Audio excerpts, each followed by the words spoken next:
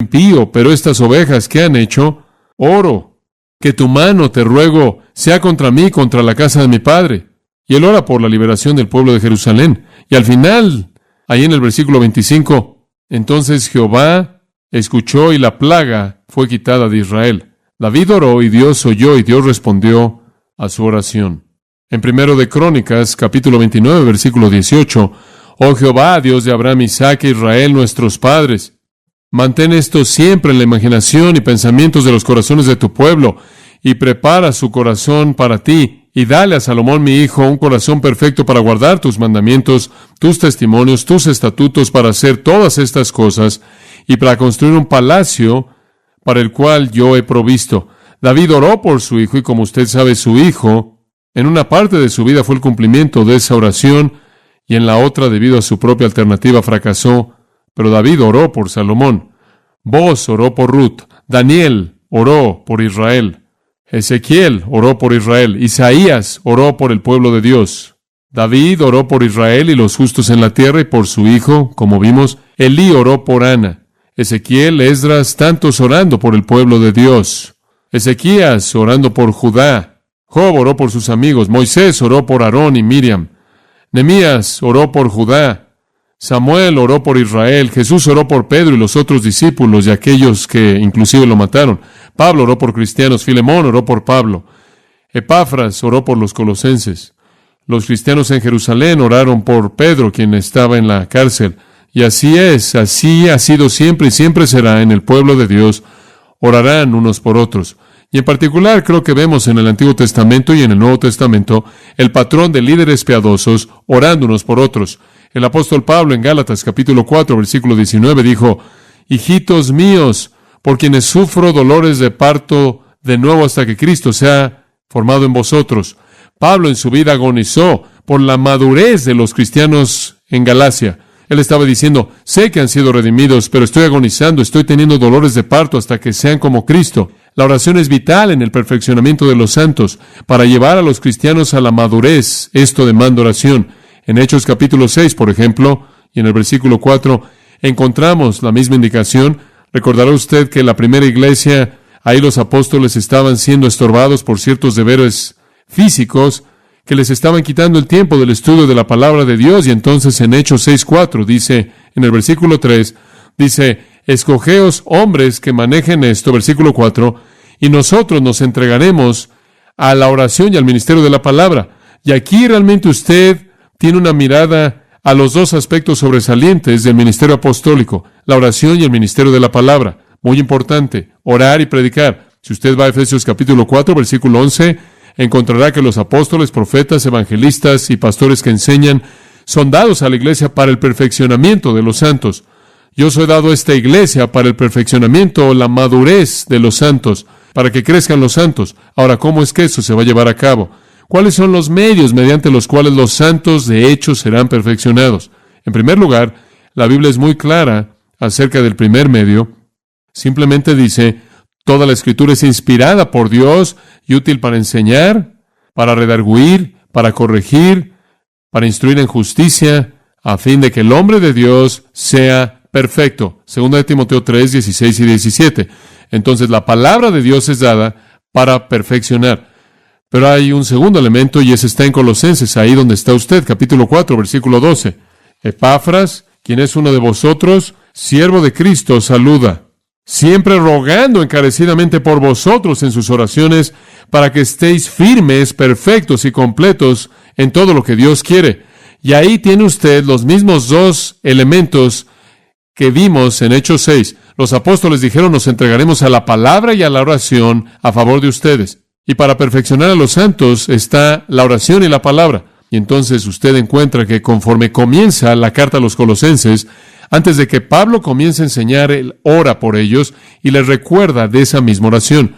Y como usted sabe, esta es una oración de Pablo.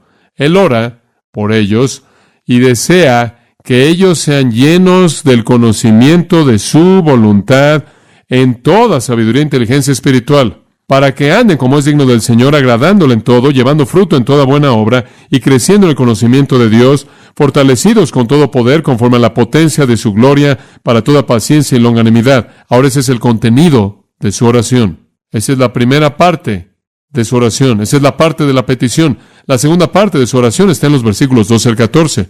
Veremos eso más adelante. Y esa es la respuesta. Esa es la parte de alabanza de su oración. Primero él pide y después él alaba, dando gracias. Versículo 12 dice al Padre. Y entra la alabanza. Pero por esta noche únicamente veremos la parte de la petición y veremos lo que Pablo está pidiendo. El oído de Epafras, quien era el ministro en Colosas. Epafras ha venido a Roma, en donde Pablo es un prisionero. Él ha dado un reporte maravilloso de los cristianos colosenses, y aunque él le ha contado de un peligro inminente que viene de una herejía, todavía los creyentes están progresando bien. Y usted se acuerda en los versículos 4 al 8, Pablo agradece a Dios porque él ha oído de su fe y del amor que tienen y la esperanza y todas las cosas maravillosas de sus creyentes. Pablo menciona. Ahora quiero que observe algo muy interesante. Versículo 9 comienza. Por lo cual también nosotros, desde el día que lo oímos, no cesamos de orar por vosotros. ¿Sabe usted lo que es interesante para mí de eso? Pablo dice, desde que oí que van también no he dejado de orar por ustedes. Dice usted, bueno, ¿acaso eso no es un poco innecesario? ¿No pensará que Pablo habría dicho, desde que oí que van también estoy pasando mi tiempo orando por alguien más? Ya llegaron a donde deben estar, el conocimiento de que los creyentes están creciendo, el conocimiento de que los creyentes están siendo bendecidos, el conocimiento de que los creyentes están progresando en la fe, nunca debe llevarnos a dejar de orar por ellos, sino que siempre debe animar a que oremos más por ellos, por el progreso de ellos. Sin embargo, yo creo, simplemente al ver mi propia vida de oración y la vida de oración de tantas personas que me rodean, pasamos tanto tiempo tratando de saber quién está en problemas para que podamos saber cómo orar. Nos reunimos para una reunión de oración y alguien dice, bueno, ¿cuáles son las peticiones de oración? Bueno, yo sé que el señor tal y tal tiene cáncer y la señora tal y tal tiene esto y su esposo la dejó y conozco que tal y tal necesita un trabajo y hay un desastre por aquí, bla, bla, bla. ¿Y saben por quién se ora todo el tiempo? Por todas las personas que están en problemas. Hay un par de problemas con eso. En mi mente, número uno, es que quizás Dios quiere que estén ahí y nuestras oraciones realmente en cierta manera están fuera de la voluntad de Él en un sentido. Pero peor que eso, quizás Dios ciertamente quiere que oremos por ellos, pero peor que eso, tendemos a descuidar a la gente que van bien y están creciendo en Cristo y realmente no las cubrimos con nuestras oraciones y son las que están en medio de las luchas más grandes porque probablemente están enfrentando la resistencia mayor. Tendemos a orar únicamente por gente en problemas. Buscamos nuestras peticiones de oración en la categoría de los desesperados. Sin embargo, las batallas más grandes y la resistencia más grande por parte del enemigo va a venir en contra de la gente que es la más exitosa por causa de Dios, y esas son por las que debemos orar. Pablo dice, debido a que he oído que van tan bien, no he dejado de orar por ustedes. Creo que necesitamos entender eso. Él dice, no cesamos de orar por un grupo de santos que van bien. Ese es un ministerio muy importante, amados. Ahora él dice, no cesamos de orar por vosotros. Desde que Epafras me contó de ustedes. Dice usted, bueno, ¿cómo es posible que ores por alguien sin cesar? ¿Qué significa eso? Lo que él quiere decir ahí es que no está orando 24 horas al día, sino que cuando él ora por ellos, y esto está en su mente todo el tiempo. La oración no necesariamente es encontrar un lugar y sentarse ahí y orar. Alguien se me acercó en una ocasión y dijeron que estaban tan emocionados por su crecimiento espiritual. El marido acababa de salir allá al garage y había construido el altar familiar. Pensaban que era un lugar en donde usted iba a orar, como si usted tuviera que estar en un lugar o en alguna postura. ¿Qué significa orar sin cesar? No ceso de orar por vosotros. Primera de Tesalonicenses dice, orad sin cesar. ¿Qué significa eso? Permítame darle una definición simple. Básicamente lo que significa es simplemente estar consciente de Dios y ver todo en referencia a Él. La oración incesante es comunión con Dios. La comunión incesante con Dios. No es necesariamente detenerse y entrar formalmente en un acto o postura de oración, sino estar siempre consciente de todo en relación con Dios. Es ver algo que sucede y relacionarlo con Dios. Es oír acerca de algo y relacionarlo con Dios. Es ver algo y relacionarlo con Dios. Es conocer una persona y considerar inmediatamente cómo es que está relacionada con Dios. Es considerar todo con una conciencia de Dios. Es una conciencia de Dios que domina la vida. Y hemos hablado de esto en el pasado. Usted va por la calle, una persona no regenerada ve un accidente y dice, qué malo, qué pena, el hombre probablemente está muerto, estoy seguro de que fue muy doloroso, qué pena por su familia. Y el cristiano dice, me pregunto si conoció a Cristo, porque eso es pensar los pensamientos de Dios. Eso es pensar con una conciencia de Dios. Y entre más su mente está dominada por la presencia de Dios y un entendimiento de Dios, es más probable que usted vea a la gente a la luz de Dios. Y entonces cuando Pablo voltea a su alrededor y ve su mundo, todo lo que ve se convierte instantáneamente en una oración, porque él lo ve en relación con Dios. Él no puede ver nada que esté separado de Dios. Y ese no es el caso, simplemente por estar caminando por el mundo, contando sus cuentitas o repitiendo lo que hay en un libro de oración. Es simplemente estar consciente de Dios. Algunas veces la gente me dice, John, ¿cómo es tu vida de oración? ¿Cómo manejas tu vida de oración? Y yo siempre digo, bueno, no tengo un tiempo específico necesariamente. Paso tiempo en oración diariamente por mi cuenta, paso tiempo en oración diariamente con el personal de la iglesia, paso tiempo en oración diariamente con mis hijos en casa, pero básicamente mi vida de oración es como respirar para mí. Digo, vivo mi día entero de esa manera. Alguien llama por teléfono y dice, ¿puedo hablar con John? Y yo tomo el teléfono y digo, hola, y dicen es tal y tal. Inmediatamente pienso, bueno, muy bien, Señor, tú ves este problema, te quiero pedir que tú te encargues de él. Simplemente viene a mi mente de manera inmediata. O una decisión que enfrento, ¿qué vamos a hacer? Inmediatamente pienso, Señor, ¿cuál es tu voluntad? Es esa apertura constante a una actitud consciente de Dios que es orar sin cesar, de tal manera que todos sus pensamientos en cierta manera suben a la parte de arriba de su cabeza hacia el cielo. Eso es orar sin cesar. Pero también creo que tiene un segundo aspecto. Orar sin cesar es estar consciente de Dios, pero también es estar consciente de la gente. Es verlos en relación con Él. Es orar por todos los santos. Y Pablo veía a los colosenses y su corazón se preocupaba por ellos. Y en su corazón los congregaba y los llevaba al cielo y los colocaba en la presencia de Dios. Pienso en tantos de ustedes en esta congregación.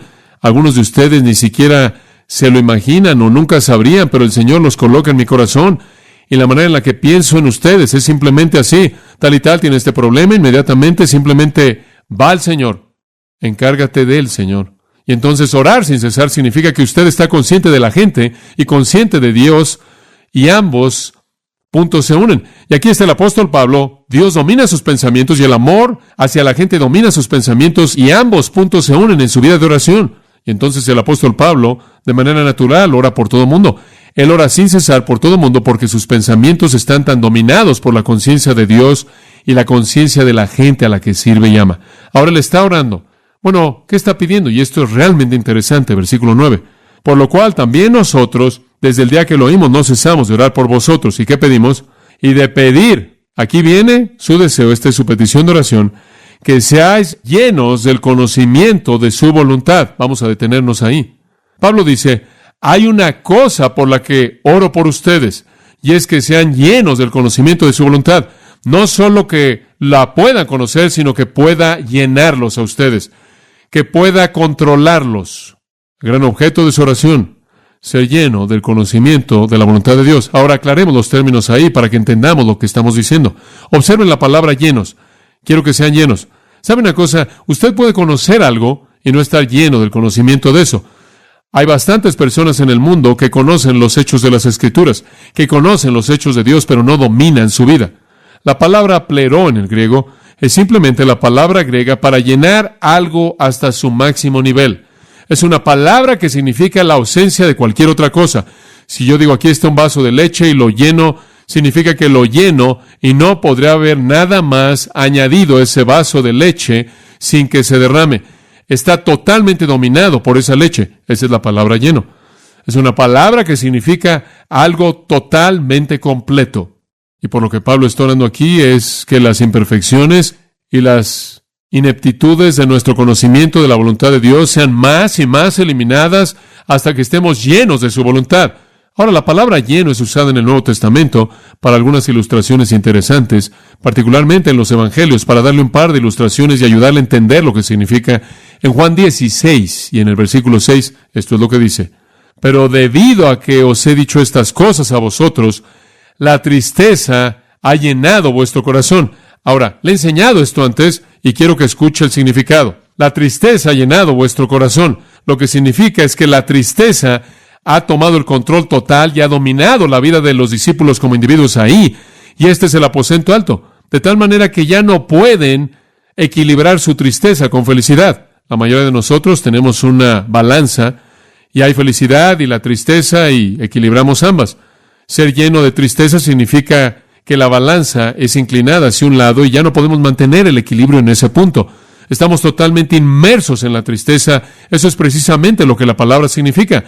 Ser lleno de tristeza significa que usted es incapaz de ajustarse a la situación, lo ha perdido todo y está totalmente triste. En Lucas capítulo 5 usted vuelve a ver el mismo término, y hay muchos usos del mismo, pero en el 5:26 todos estaban sorprendidos, y esta fue la curación de un hombre cojo. Estaban todos sorprendidos y glorificaron a Dios, y estaban llenos de temor o asombro. En otras palabras, los abrumó de manera absoluta. Estaban llenos de esto. No había lugar alguno para alguna influencia moderadora. Estaban dominados por esto.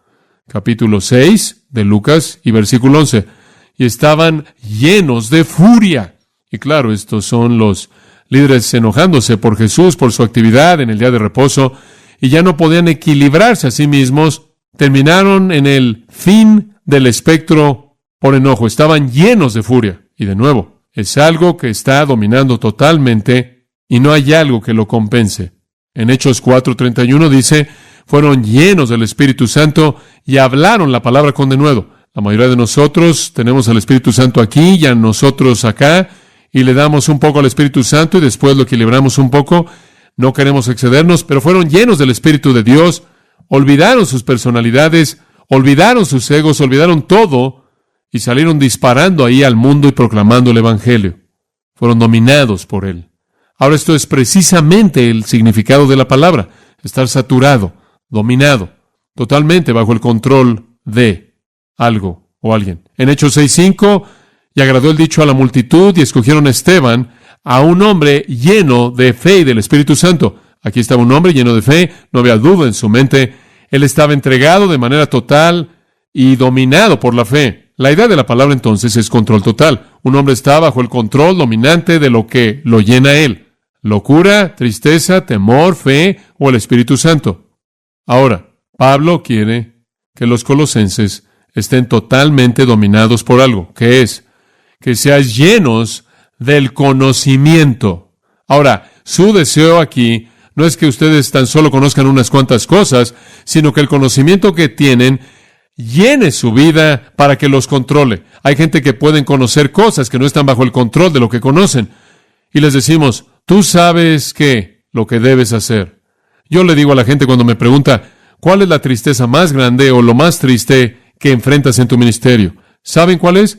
Es que la gente se conduce de cierta manera en su vida espiritual cuando saben lo que deben hacer. ¿Y qué están haciendo? No están llenos del conocimiento de su voluntad. Lo tienen, no están controlados por eso. Si quieren cambiar la palabra llenos a controlados, tendría el mismo significado. Ahora, ¿de qué dice que debemos estar llenos? Debemos ser controlados. ¿Por qué? Obsérvelo. Conocimiento. Conocimiento.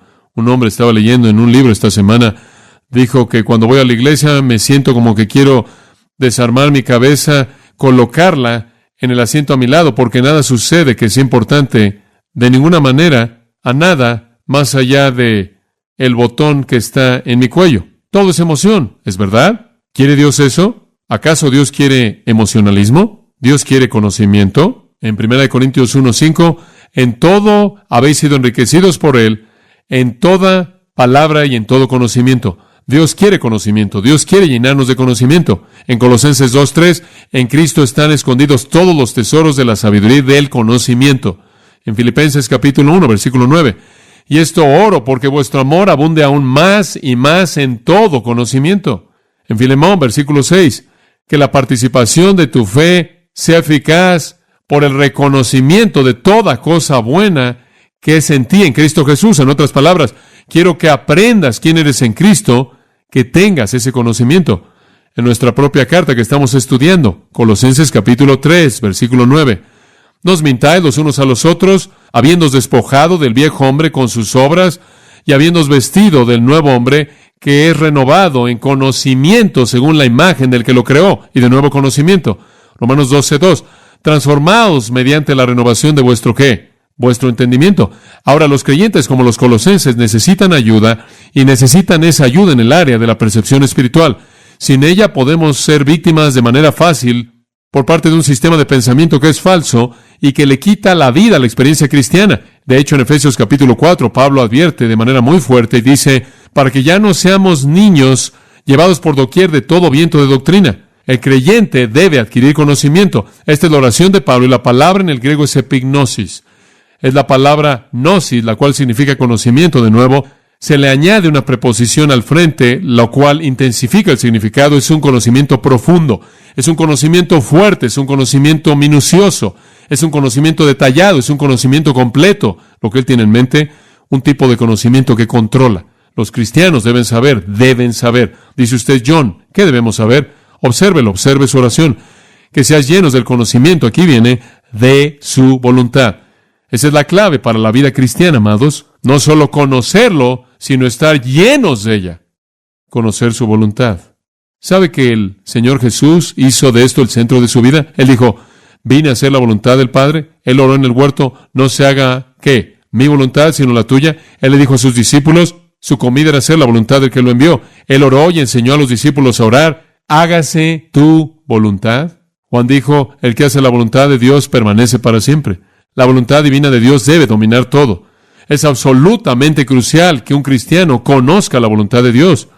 Y el conocimiento del que estoy hablando está directamente relacionado con la obediencia. Esa es la razón por la que él usó el término llenos. En el Antiguo Testamento el conocimiento nunca es teórico, ni en el Nuevo el conocimiento es especulativo, sino que es siempre descriptivo de información que cambia la conducta. El conocimiento de su voluntad debe proceder inmediatamente viviendo una vida que le agrada. Y usted puede ver eso en el versículo 10. Para que andéis como es digno del Señor, agradándole en todo. El conocimiento precede a la conducta apropiada. Como puede ver, he dicho esto tantas veces en conferencias. Usted nunca puede operar en base a lo que usted no conoce. La ignorancia no es la felicidad. Como cristiano, usted nunca funcionará en base a lo que usted no conoce. Eso es tan obvio. Sin embargo, algunas personas le dan importancia a la ignorancia. Me acuerdo que tuve una entrevista en una ocasión y una persona me dijo, nos gustaría que escribiera cierto libro. Y yo dije, bueno, hablemos de eso. Él dijo, va a ser un libro acerca del libro de Romanos. Y yo dije, oh, muy bien. Él dijo, únicamente tenemos una pregunta. Queremos que sea un libro muy popular. ¿Cree usted que tiene que meterse en algo de doctrina? Yo le dije, creo que usted tiene al hombre equivocado. ¿Qué tiene de malo la doctrina? Digo, ¿qué tiene de malo la verdad? Yo entiendo lo que quiso decir. Él no quería que yo me metiera en diferentes interpretaciones y adoptar una interpretación, pero el punto es que usted tiene que lidiar con la verdad. Escuche 2 de Crónicas 15:3. Ahora, por mucho tiempo Israel había estado sin el Dios verdadero y sin un sacerdote que enseñara y sin la ley. Hombre, eso se oye como la iglesia liberal actual, ¿no es cierto? Pero cuando en sus problemas se volvieron a Jehová, el Dios de Israel, y lo buscaron, Él fue hallado por ellos. Y en esos tiempos no había paz para el que salía ni para el que entraba, pero grandes turbaciones había en todos los habitantes del país, y la nación fue destruida por naciones y ciudad por ciudad, y Dios los afligió con toda adversidad. Una situación terrible en la cual estar, no tener un sacerdote que enseñaba, nadie que impartiera la ley de Dios, y lo único que tenían era turbación, no había paz y guerra y muerte, una situación terrible. No conocer la verdad de Dios y no tenerla. En Proverbios 19, dice en el versículo 1, mejor es el pobre que anda en su integridad que el perverso de labios y es un necio. También el alma sin ciencia o sin conocimiento no es buena. No es buena. No podemos vivir sin conocimiento porque tenemos que tener el conocimiento de lo que Dios quiere para que podamos obedecerlo y ser bendecidos como consecuencia. En Isaías 27:11, cuando sus ramas se sequen, serán quebradas. Hablando aquí de tomar a Israel y llevar a Israel a juicio. Las mujeres vinieron y les prendieron fuego porque es un pueblo sin entendimiento. El problema de Israel fue que no conocieron. Oseas dijo en el capítulo 4, versículo 6, mi pueblo fue destruido porque le faltó conocimiento. La gente es ignorante. Claro que sabemos que el mundo incrédulo, la gente sin Jesucristo es ignorante. Efesios 4:18, teniendo el entendimiento entenebrecido, ajenos de la vida de Dios, a través de la ignorancia que hay en ellos debido a la ceguera de sus corazones. Básicamente, usted tiene en el mundo gente ignorante, gente que no conoce la voluntad de Dios, y la oración del apóstol Pablo aquí es que el creyente no solo la conozca, sino que sea lleno del conocimiento de ella para que domine su vida. Dice usted, bueno, ¿cómo es que usted va de ser ignorante a conocer? ¿Cómo es que usted pasa de ser una persona no regenerada, aislada, ignorante, y llega al conocimiento de la voluntad de Dios? Inclusive retrocediendo aquí, de donde los colosenses están, tomándolo como un incrédulo, acompáñeme por un minuto a Juan 7:17, y no vamos a avanzar más allá de tan solo esta introducción aquí. Entonces, veamos esto con algo de detalle por los siguientes 2 minutos. Juan 7:17. Jesús aquí está hablando con los líderes en Israel, algunos de ellos, y Él dice algo muy importante. Él les está dando algunas pruebas para que sepan quién es, y aquí viene una de ellas. Versículo 17. Si algún hombre quiere hacer su voluntad, es literalmente lo que dice. Si algún hombre tiene la voluntad de hacer su voluntad, él conocerá, él sabrá si la enseñanza es de Dios o si hablo por mí mismo. Ahora, aquí está Jesús presentando lo básico. ¿Cómo es que una persona pasa de la ignorancia al conocimiento? Número 1, tiene que quererlo. Tiene que tener la voluntad de conocer. Si un hombre quiere hacer la voluntad de Dios y desea la voluntad de Dios, él conocerá de la doctrina. ¿Qué tiene usted aquí? Usted tiene a un buscador honesto. Oseas 6 dice, entonces sabremos si proseguimos a conocer al Señor. Creo que es en el 6:3. Entonces sabremos si proseguimos a conocer al Señor. Tiene que estar ahí ese deseo profundo. El hombre más sabio que jamás vivió, Salomón, el más sabio de todos los hombres, un hombre interesante. ¿Sabe usted por qué él fue tan sabio? Le voy a decir. Esto es lo que le dijo a Dios. Segundo de Crónicas 1:10. Dame ahora sabiduría y conocimiento para que pueda salir y entrar delante de este pueblo, porque ¿quién puede juzgar a este tu pueblo que es tan grande? Y Dios le dijo a Salomón, porque esto estuvo en tu corazón y no has pedido riquezas, honra, la vida de tus enemigos, ni has pedido una vida larga, sino que has pedido sabiduría y conocimiento para ti mismo, para que puedas juzgar a mi pueblo sobre quien yo te puse como rey. Sabiduría y conocimiento son concedidos a ti y además te daré riquezas y honra como ninguno de los reyes que han venido antes de ti jamás han tenido, ni tendrá ninguno que venga después de ti. Él pidió lo correcto, ¿verdad? Sabiduría, conocimiento. ¿Cómo es que una persona pasa de la ignorancia al conocimiento? Tiene que haber un deseo verdadero. Y cuando una persona desea la verdad y desea el conocimiento de la verdad, yo creo que Dios revelará a Cristo a esa persona. Dice usted, bueno, cuando recibes a Jesucristo, ¿qué pasa? Entonces Dios le da a usted el Espíritu Santo, ¿verdad? ¿Y dónde mora, dónde vive el Espíritu Santo? En nosotros. Y escuche esto. Juan 16:13, Jesús dijo, el Espíritu Santo os guiará a toda la, ¿qué? Verdad. Primero está el deseo, Cristo es revelado, recibe a Cristo, Dios le da a usted al Espíritu y Él lo guía a toda la verdad. Y después depende de usted ser lleno de ella, ceder a ella, dejar que domine su vida. Oh, amados, esta es la prioridad. Aquí está. Dice usted, pero John, he buscado tener conocimiento, he pasado de la ignorancia a conocer a Cristo, Dios me ha dado su Espíritu para guiarme a toda la verdad. Dando un paso más hacia adelante, ¿a dónde me lleva el Espíritu Santo para revelarme esa verdad? ¿Qué es lo que el Espíritu Santo usa para enseñarme? ¿Y cuál es la respuesta? Aquí está, la palabra de Dios. 3 pasos simples. Un deseo, el don del Espíritu Santo y el estudio de la palabra de Dios. Esta es la revelación de la voluntad de Dios. La gente dice, bueno, John, ¿cómo conoces la voluntad de Dios? Eso no es ningún misterio para mí. Nunca lo ha sido en mi vida. La voluntad de Dios está revelada en su libro. La gente dice, ¿creen que Dios ha escondido su voluntad en el pequeño libro que escribí? La voluntad de Dios no está perdida. Tengo una pequeña introducción en eso. ¿Creen que a Dios le gusta esconder su voluntad? Es sorprendente cuánta gente cree que Dios es una especie de conejo de Pascua que esconde ahí en los arbustos en algún lugar su voluntad y le dice a la gente, estás acercando, más caliente, más caliente. Y Dios quiere que vivamos nuestra vida entera buscando su voluntad. No, si Dios tiene una voluntad, amados, escúchenme, si Dios tiene una voluntad para mi vida y para su vida, me parece bastante obvio que Él querría que yo conociera esa voluntad, ¿verdad? Y si Él quisiera que yo conociera esa voluntad, entonces también me parece obvio que Él la colocaría en el lugar más obvio. Y ese es en su palabra. Y en el libro que he escrito acerca de la voluntad de Dios, usted encontrará la lista de las cosas ahí. La voluntad de Dios es que usted sea salvo. Dios no quiere que ninguno perezca, sino que todos, ¿qué? Vengan al arrepentimiento.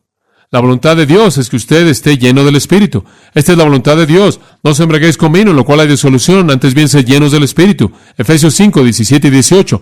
La voluntad de Dios es que usted sea santificado. Primera de Tesalonicenses 4, 3. La voluntad de Dios es vuestra santificación. Pedro dice en 1 Pedro 2, 13. Esta es la voluntad de Dios, que sean sumisos en el gobierno en el que está, en la sociedad en la que está. 1 Pedro 4. Sufran por la voluntad de Dios. La voluntad de Dios es que usted confronte al mundo con la verdad y usted va a sufrir algo de abuso. Primera de Tesalonicenses 5:18. Dad gracias en todo, porque esta es la voluntad de Dios. Dios quiere que usted sea salvo.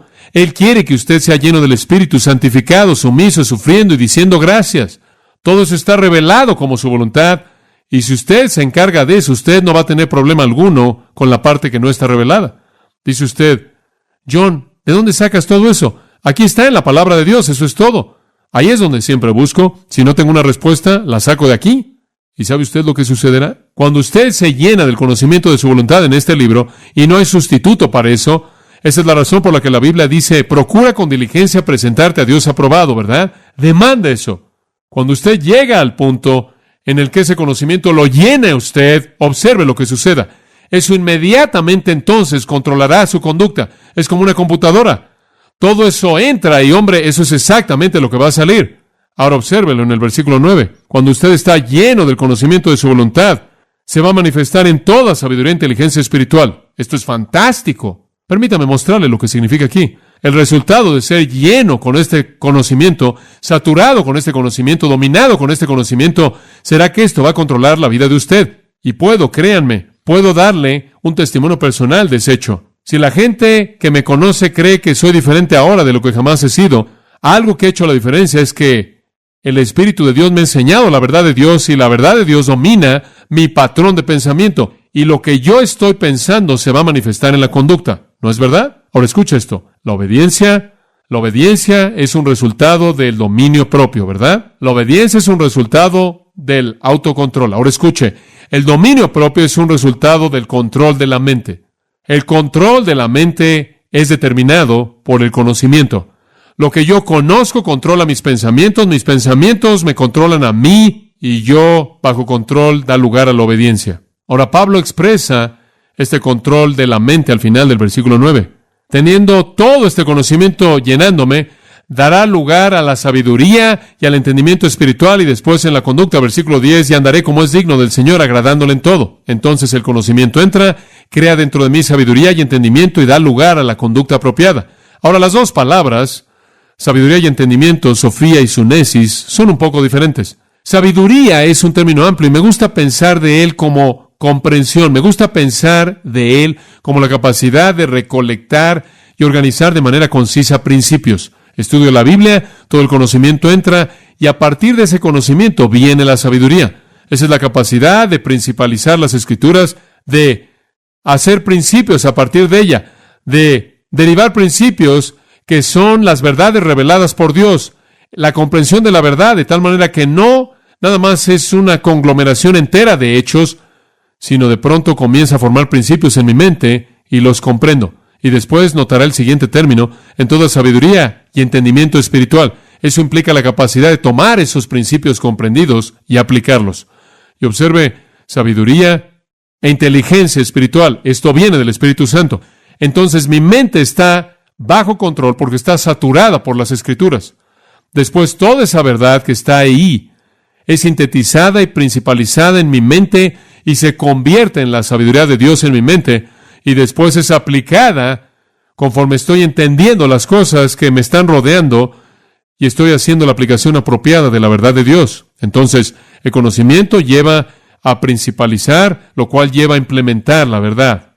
Pablo ora por los colosenses para que ellos tengan control de su mente a partir del conocimiento, lo cual entonces, como veremos la próxima vez en la práctica, versículo 10, lleva a dominio propio y obediencia. Pero la palabra, amados, es la fuente. Aquí está. Oh, es tan importante conocer la verdad. Estaba leyendo de nuevo esta semana, por segunda vez, el libro de John Stott, Tu mente importa. Y es un libro útil. Él tiene algunas ilustraciones prácticas de la importancia del conocimiento. Como usted sabe, Israel en Romanos 10:2 dijo de Israel, tienen celo, pero no conforme a ¿qué? Ciencia o conocimiento. Tienen un celo, pero no tienen conocimiento. Digo, son muy religiosos, nada más que no saben lo que están haciendo. Todos se preocupan por la religión, pero no tienen contenido. John Stott, en su libro, es muy interesante. Él habla del entusiasmo sin el alumbramiento. Y él usa 3 ilustraciones. Número 1 es el catolicismo romano, tradicional, clásico, histórico. Y esa no es la única categoría. Usted probablemente podría encontrarlo en muchos otros lugares. Pero él dice, en esa área, lo que sucede es que se hace a un lado el conocimiento y se sustituye. Y lo que es el ritual. Lo que sucede en una iglesia, como la iglesia histórica que estoy mencionando, es que el ritual degenera en ritualismo, lo cual no es más que un mero cumplimiento de una ceremonia en donde no hay razonamiento y se sustituye la adoración inteligente. Él dice, una segunda ilustración, viene en el protestantismo radical. Y este es el grupo ecuménico liberal. Se concentran en cosas sociales, activismo social, asuntos políticos, todas esas cosas periféricas, y la razón es porque están en un estado de desesperanza, porque nunca parecen alcanzar algún tipo de verdad, porque no creen en la inspiración de las Escrituras. Entonces, sin conocimiento alguno, terminan, en cierta manera, bailando un vals, ignorando la doctrina, y se convierte en una actividad carente de razonamiento. Y el tercer grupo que él usa para ilustrarlo es el cristianismo pentecostal. Él dice en el cristianismo pentecostal, y él tiene toda la razón, la experiencia se convierte en el criterio de la verdad. Lo que es verdad es lo que yo experimento, y la experiencia subjetiva es exaltada por encima de la verdad revelada. De hecho, ha sido dicho, y estaba en el libro de Stott, pero yo mismo lo he dicho, que Dios de manera deliberada le da a la gente lenguas que no se entienden para evadir sus intelectos orgullosos. Escuche, Dios quizás quiera confrontar nuestro orgullo, pero ciertamente no va a darle la vuelta a la mente que Él hizo. Debe haber celo con conocimiento. ¿Sabe usted lo que los corintios estaban haciendo? Estaban excediéndose y estaban metidos en todo tipo de prácticas absurdas. Pero me encanta lo que Pablo le dijo a los corintios. Y él le dice muchas cosas a ellos, pero una cosa en particular que quiero que vea, 1 Corintios 10:15, simplemente me encanta esto. Él les ha dado toda esta información y él le dice, hablo como a sabios, juzgad lo que digo. ¿Sabe lo que él dice? Oigan, corintios, usen sus cabezas. Le estoy hablando a gente inteligente con cerebro. Por favor, úsenlas. Usen su cabeza. Antes vimos en nuestro estudio de 1 Corintios capítulo 1, versículo 30. Mas por él estáis vosotros en Cristo Jesús, quien nos ha sido hecho sabiduría. Cristo se vuelve para nosotros sabiduría. En 2 de Pedro capítulo 1, versículo 5. Y encima de esto, dad toda diligencia, añadida a vuestra fe virtud, y a la virtud conocimiento. Capítulo 3, versículo 18. Antes bien creced en la gracia y el conocimiento de nuestro Señor y Salvador Jesucristo. Efesios capítulo 1, versículo 17. Oro porque el Dios de nuestro Señor Jesucristo, el Padre de gloria, os dé espíritu de sabiduría y revelación en el conocimiento de Él, a fin de que los ojos de vuestro entendimiento sean iluminados. Conocimiento. Capítulo 3, Él ora porque conozcan el amor de Cristo. Escuchen, debemos tener celo conforme al conocimiento. Tenemos que usar nuestras mentes. Debemos usar nuestra inteligencia. La Biblia dice, amarás al Señor tu Dios con todo tu corazón y alma y ¿qué? Y mente. Dios no quiere una adoración en donde no esté involucrada la mente. Dios quiere adoración, escúcheme, en respuesta a entender su revelación. Dios no quiere una vida en donde la mente no está operando. Él no quiere un celo viviente en donde la mente no esté involucrada. Él dice, si hay alguna virtud, si hay algo digno de alabanza, ¿qué? En esto pensad, Filipenses 4. Renovaos, dice Él, en el espíritu de vuestra mente. Dios no quiere una predicación en donde la mente no esté involucrada. Dios no nada más quiere actuación en el púlpito